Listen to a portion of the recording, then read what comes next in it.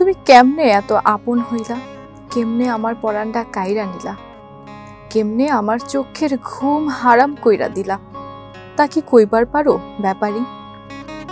আমগো কলা বাগ কিনলা, আইলা গেলা, বাগের কলার ছড়ি দেখাশোনা করলা, কলা পাতার বাঁশি বাজাইলা, কলাবাগ পাহারা দিতে আইসা গলা ছাইরা গীত গাইলা, কলা বাত্তি হইল, ছড়ি কাইটটা নিয়া গেলা।